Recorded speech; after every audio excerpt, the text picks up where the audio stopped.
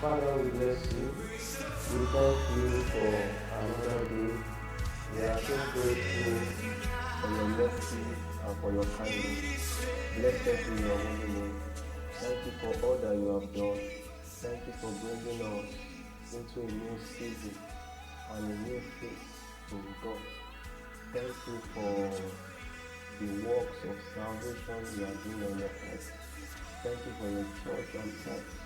Thank you for all your gifts, the gift of the Holy Ghost, the gift of Christ, and the gift of God. Father, we bless you. We appreciate all of them. Lord, today we bow before you. We ask for your grace, that everyone who is watching, you will bless them abundantly in the name of Jesus. Thank you, Holy Father. Blessed be your name. In Jesus' mighty name we pray. Amen.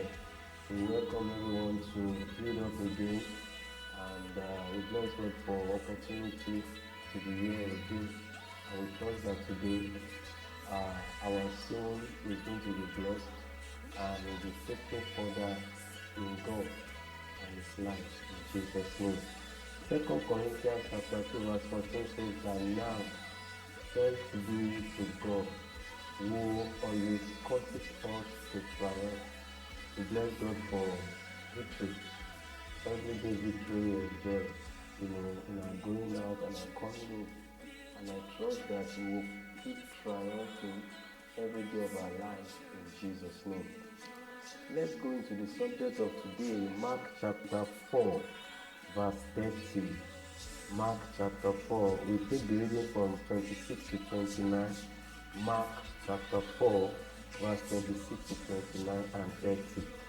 Alright, and it said, so is the kingdom of God as if a man should cast seed into the ground, and should sleep and rise night and day, and the seed should spring and grow up.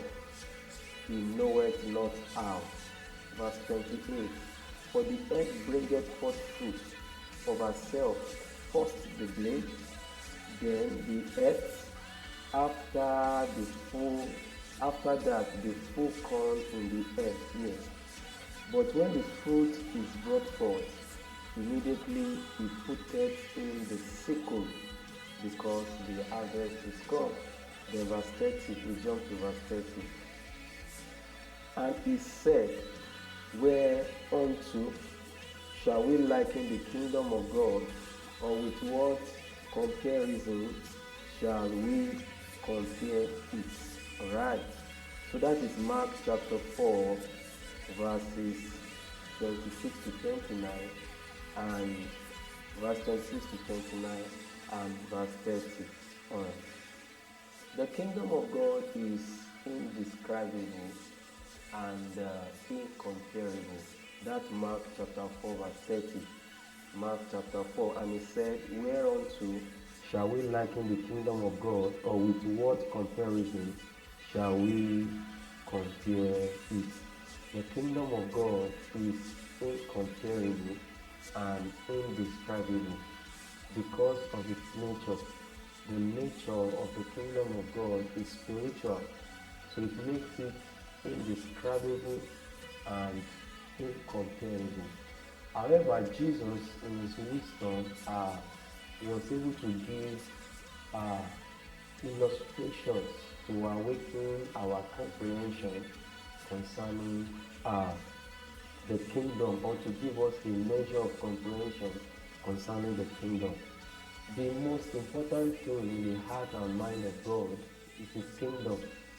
The most important thing in the heart of God and His mind is His kingdom. In fact, God's vision is His kingdom. Let's read some scriptures so that we'll get to lend more voice to what I'm trying to say. God's vision is how His kingdom will overrule every other kingdom. Yes, especially how the kingdom of this world will be turned into the kingdom of our God. Revelation 11 verse 15. And the seventh angel sounded, and there were great voices in heaven saying, the kingdoms of this world are become the kingdoms of our Lord and of his Christ, and he shall reign forever. The most important thing in the heart and mind of God is his kingdom. How his kingdom will overrule every other kingdom, and how he will turn every other kingdom to the kingdom of Christ and that of God. Let's look at John 18:36. John chapter 18 verse 36. John 18:36 says, Jesus answered, my kingdom is not of this world.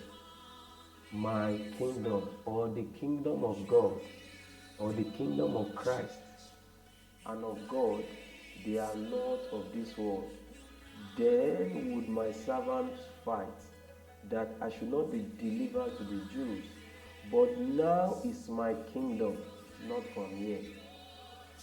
So Jesus was also explaining his kingdom. It is not from here, it does not belong here. It is spiritual.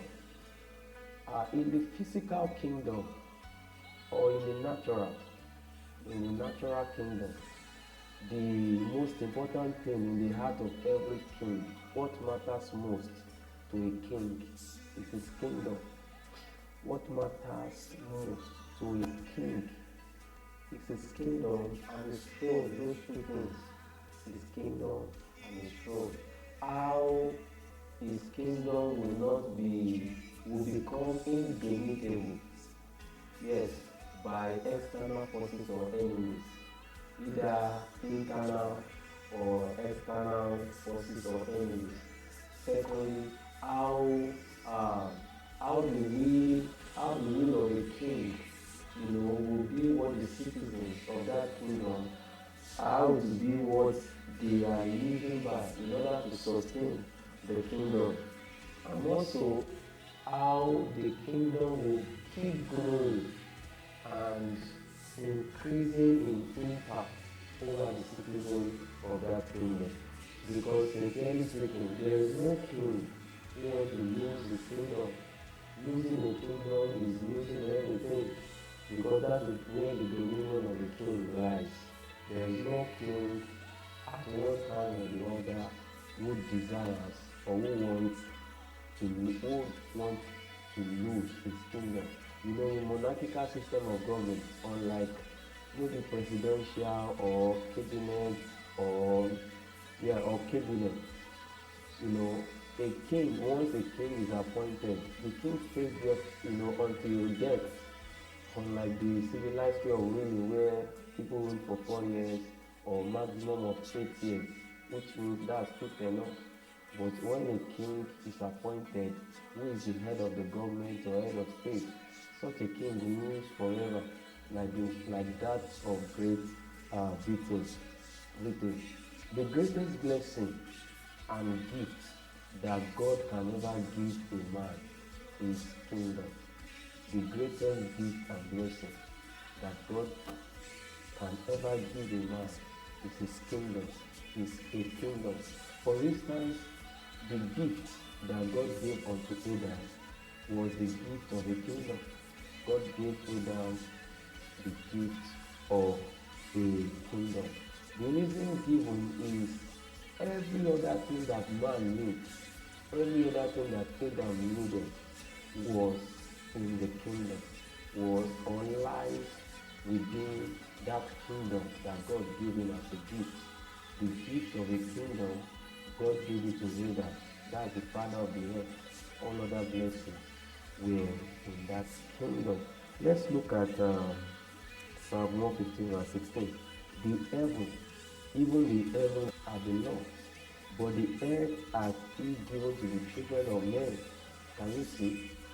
What God gave to the children of men, to Adam and his kind, is a kingdom, was a kingdom called the kingdom of the earth. Psalm 8 verse 6 says, for you have made him, Psalm 8 verse 5 to 6, for you have made him a little lower than the angels, and has crowned him with glory and honor. Thou made thou madest him to have dominion over the works of your hand. Thou hast put all things under his feet. So what God gave Adam was the gift of blessing of a kingdom called the kingdom of the earth. Every other blessing rather lies within the kingdom of the earth. Unfortunately, when Satan came, what Satan came to steal was also a kingdom. Satan did not come to steal anything from our father, biological father of the earth called Adam. Satan did not come to steal anything from him more than the blessing or the gift of the kingdom, because Satan knew that every other blessing, every other gift of God, lies within the kingdom. So Satan stole from Adam the gift or the blessing of the kingdom that God gave to Adam. We said earlier, the greatest blessing, the greatest gift God can give a man is to give him a kingdom. And in that kingdom lies every other thing. In the kingdom lies every other thing. So when Adam lost the kingdom God gave him, Adam lost dominion. When Adam lost dominion, Adam lost the absolute ownership of the earth. Satan came to steal a kingdom from Adam. Adam lost the kingdom to Satan. When Adam lost the kingdom, he lost dominion. When he lost dominion, he lost the full ownership of the earth. So Satan now became the controller of the kingdom of this world, even though Jesus has overcome Satan, but Satan is still operating in this world, the gift that God gave to man. You understand? So originally, so that means losing a kingdom is losing dominion. Losing a kingdom is losing a throne. Losing a kingdom is losing scepter, authority.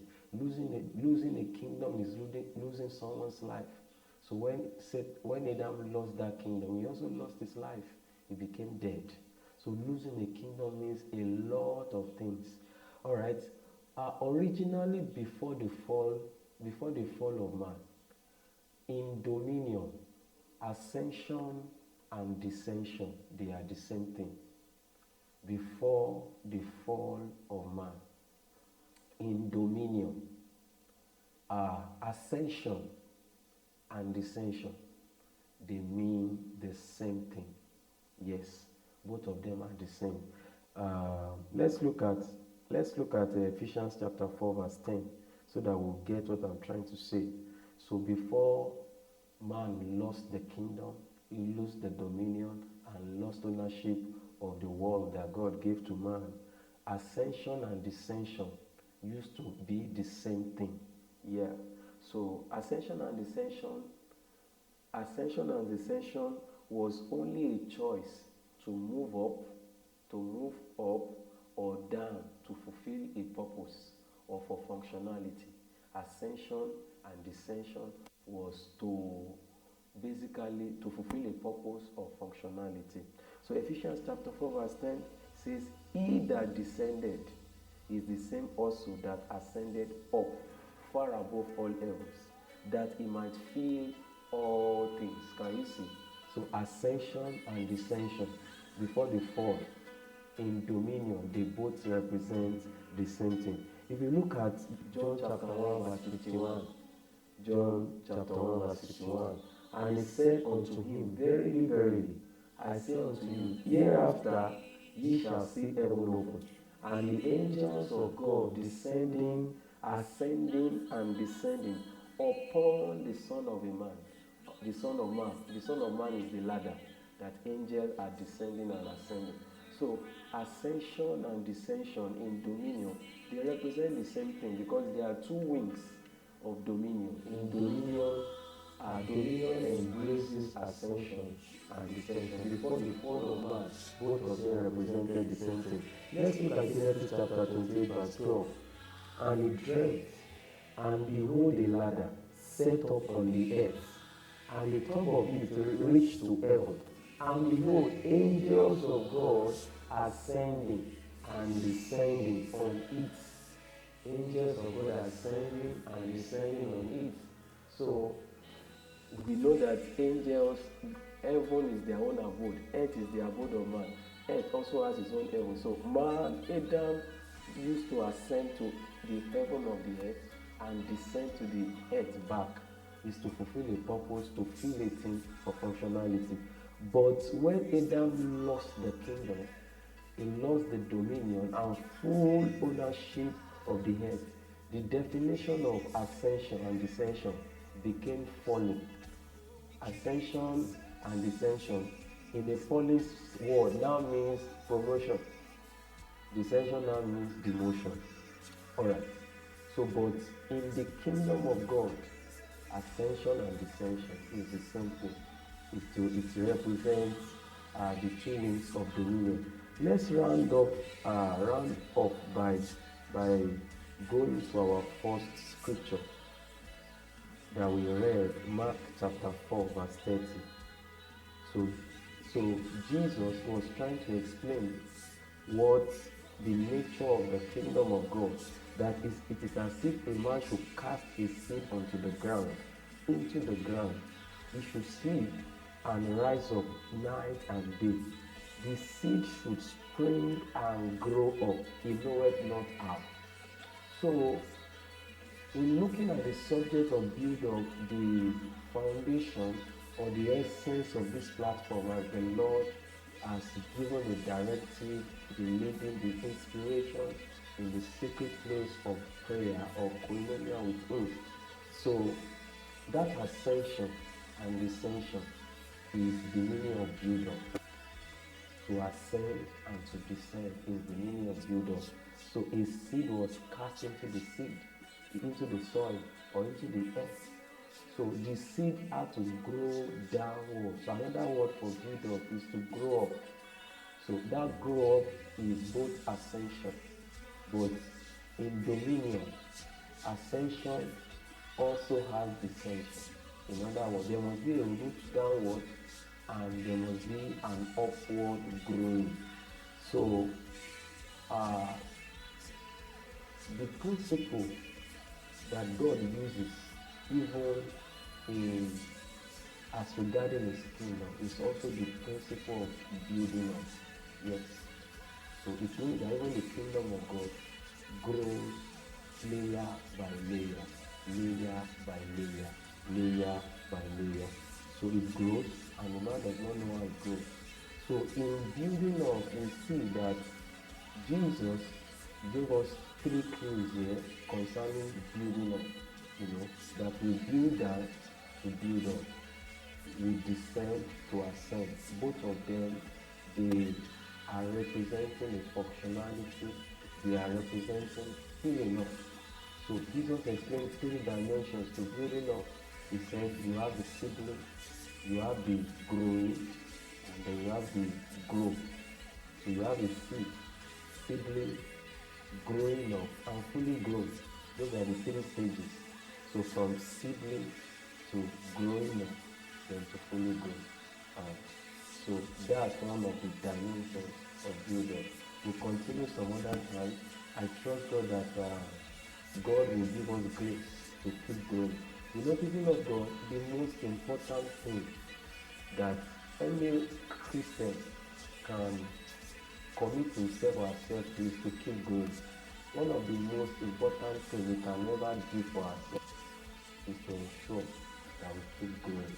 I pray that as we make efforts to grow gradually in prayer, in fellowship with the brethren, Christian in our local assembly, reading our Bible, meditating on the scriptures, all of those things are growth habits. We'll get there very soon to explain it further. And I pray for us that everything that pertains to our life, the work of our head, our career, every other aspect of our life will experience the power of growth in the name of Jesus. Growth is the greatest blessing God has given to man.